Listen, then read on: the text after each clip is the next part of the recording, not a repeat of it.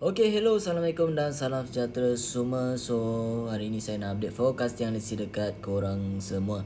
Okay, so kita recap sikit semalam semalam yang macam apa yang saya advisekan dekat korang. The waiting game yang korang perlu tunggu adalah apa kan. Semalam, walaupun kita tahu and then kita marking dan sebagainya, kita tahu kat sini buy sebagai follow arah, betul tak?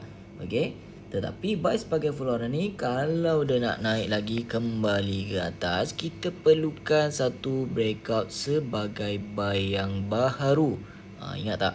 Okay, barulah kita boleh mengambil position buy yang long. Okay, tetapi dia tak berjaya sebab apa? Sebab dia tak ada buat breakout sebagai buy and then dia turun balik dekat trending outer yang kita marking ini. Kan?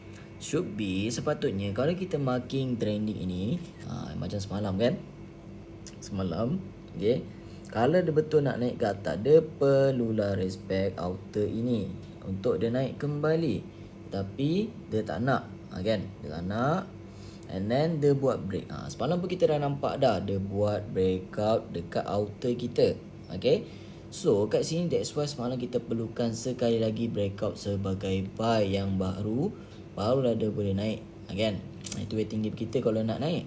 Okay, tetapi semalam dia buat kat kita, dia tak ada pun bagi breakout and then dia turun kembali ke bawah dan buat sell sebagai follow arah yang baru. Okay, so dekat sini cumanya mungkin problem korang, dia tak ada bagi pullback lah kan. Dia naik sikit and then dia terus turun kembali ke bawah. Okay, tetapi itulah waiting game yang kita perlukan untuk dia meneruskan directionnya. Okay, dia buat sell follow arah and then dia turun balik ke bawah. Okay, kalau ada breakout buy mesti dia naik ke atas. Itu sebenarnya korang kena alert. Okay, so semalam pun kalau kita mengambil posisi ataupun position sebagai buy di area sini kan, dia bagi kat kita almost dalam nak 50 pip macam tu lah, 40 lebih, 47 something macam tu. And then dia tak nak breakout, dan dia turun kembali ke bawah kan. So apa yang kita boleh prepare untuk hari ini? Okay, so yang kita boleh prepare hari ini, okay, kita sekejap kita padam dulu ni outer semalam. Weekly kita tengok. Okay, weekly masih lagi belum siap. Kita ada lagi 2 hari 15 jam. Okay, 2 hari lagi, 2 hari 15 jam untuk weekly ini siap. Okay, dan weekly ini buat dekat kita buy sebagai follower dan ada possibility yang dia boleh naik ke atas. Okay, tetapi kita perlukan sokongan daripada daily punya time frame. Okay, dan daily perlulah buat buy sebagai follow arah. Okay, dan semalam daily dia tak ada buat buy sebagai follow arah. Itu yang kita kena control dekat H4 tu, kan. Okay, so bila kita tengok daily pada hari ini, daily dah pun buat satu direction yang baru, iaitu candlestick bearish ini, kan. Semalam buy sebagai lawan arah and then dia buat breakout sebagai sell. So kita kira sell sebagai follow arah ataupun sell sebagai lawan arah ni. Okay, dia buat 389 pip. So maksudnya dia buat sell sebagai follow arah. Okay, so kita akan ubah kita punya marking, sell sebagai follow arah. Okay, and then mana bearish ni, apa ni, and then sell sebagai follow arah. Okay, jadi sekarang ni possibility untuk dia turun kembali itu sangat tinggi. Sebab apa? Sebab kita akan tengok daripada hari ke hari, kan. Walaupun weekly ini dia buat buy sebagai follow arah, okay, tapi weekly perlukan sokongan daripada daily. So daily perlulah menyokong weekly dahulu, barulah dia boleh naik kembali ke atas, kan. Okay, itu yang korang kena faham lah. Okay, so sekarang ni bila kita tengok daily bagi tahu kita yang dia nak turun lagi ke bawah. Sama ada dia bagi kita pullback untuk turun ataupun dia terus turun ke bawah. Okay, so sekarang ni kita akan tengok dekat H4 lah, apa yang H4 ini kita boleh prepare. So dekat H4 semalam dia buat buy sebagai follow arah ini, betul. And then dia buat breakout sebagai sell follow arah. Okay, sell follow arah. And then dia turun lagi, dia buat breakout. Okay, sekejap kita tulis, kita mark. Okay, dia buat sell follow arah, turun lagi. And then dia buat breakout lagi, dia buat sell sebagai follow arah lagi. And then yang ni pun sama, dia buat breakout lagi, kan? So kita tengok di mana H4 sekarang. Ni dia buat breakout. And then sini pun sama, kalau kita tengok dia buat breakout juga. Okay, so kalau kita tengok bawah ni pun sama, dia buat breakout. So okay, sini yang tak ada lagi, dia buat breakout. Okay, so dekat sini dia buat dekat kita apa? So kita kira dulu pip dia. Okay, 30 pip. Okay, 30 pip. So maksudnya H4 sell sebagai lawan arah. And then okay, H4 sell sebagai lawan arah. Okay, jadi dekat sini kalau kita nak tengok daripada direction keseluruhan, okay, daripada weekly tadi kita dapat lihat weekly buat buy sebagai follow arah. And then daily buat sell sebagai follow arah.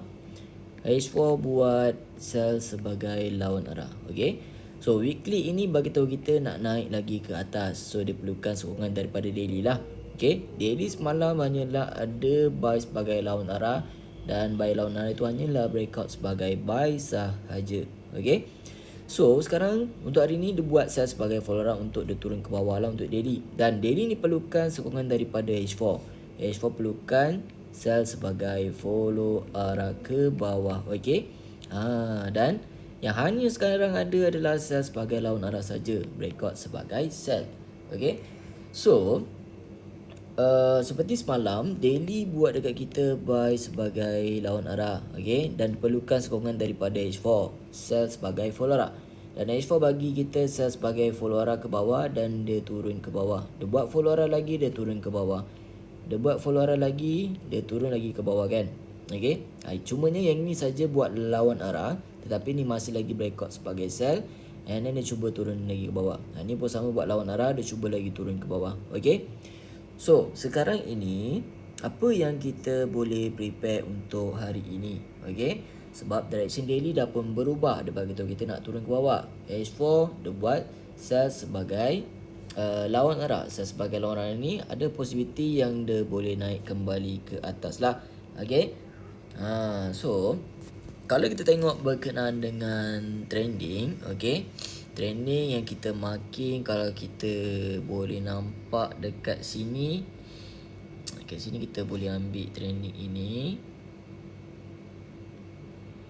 Okay, so kat sini kita dapat lihat possibility untuk dia pullback kembali itu ada dan turun ke bawah. Okay, tetapi dengan syarat dia perlulah ada sokongan daripada H4 lah untuk dia turun ke bawah, kan? Dan perlu ada sell sebagai follow arah yang baru. Okay, barulah dia boleh turun dengan cantik ataupun breakout sebagai sell lah. So kalau kita tengok dekat H4 sekarang ini, H4 possibility untuk dia naik itu ada, kan? So kalau dia nak naik lagi sejam 50 minit ini, candlestick high shadow dan lower shadow H4 sebagai lawan arah ini, kita tak nak dia melakukan breakout lah sebagai candlestick bullish. Okay, sebab apa? Sebab dekat sini pun walaupun dia sebagai lawan arah, masih ada possibility yang dia boleh turun kembali ke bawah. Okay, tu korang kena take note. Sebab apa? Sebab semalam ini dikira momentum lah. Bila momentum, okay, biasanya dia akan buat sideways dulu, kan? Main-main kat sini dulu and then dia turun. So itu yang korang kena alert sekarang ini. Sebab okay, structure ini familiar lah, kan? Ataupun dia boleh naik macam ini and then dia sampai di candlestick bearish ini. Bearish ini saya sebagai lawan arah pada 4 jam sebelum tu, kan? Okay, dan dia boleh turun kembali ke bawah. Okay, itu yang korang kena alert. So kalau dia nak naik ke atas, candlestick bearish ini kalau dia sideways dia perlulah memecahkan kembali ke atas, baru dia boleh naik. Itu korang kena prepare dan alert. Okay.